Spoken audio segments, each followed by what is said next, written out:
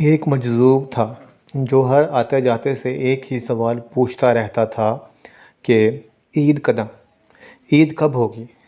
کچھ لوگ اس مجذوب کی بات انسنی کر دیتے اور کچھ سن کر مذاق اڑاتے گزر جاتے۔ ایک دن حضرت خواجہ غلام فرید رحمۃ اللہ علیہ اس جگہ سے گزرنے تو اس مجذوب نے اپنا وہی سوال دہرایا، عید کب ہوگی؟ آپ رحمۃ اللہ علیہ صاحب حال بزرگ تھے۔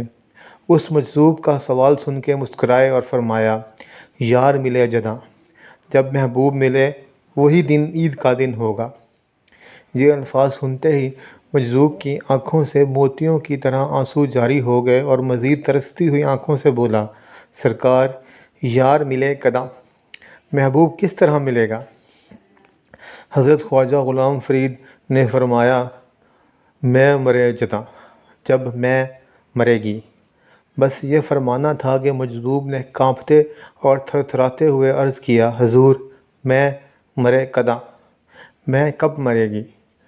حضرت خواجہ غلام فرید رحمۃ اللہ علیہ مسکرائے، اس مجذوب کو پیار سے تھپکی دیتے ہوئے یہ فرما کر چل دیے، یار تکے جداں، جب محبوب دیکھے گا۔ عاشق کی عید محبوب کا دیدار ہے، اور یہ دیدار اسے دنیا میں 2 مرتبہ ملتا ہے۔ پہلی مرتبہ جب اس کی میں مرتی ہے، دوسری بار جب وہ خود مرتا ہے۔ اسی لیے اولیاء اللہ کی برسی نہیں عرس منایا جاتا ہے، یعنی خوشی کا دن، کیونکہ ان کی موت محبوب سے ملاقات ہوتی ہے۔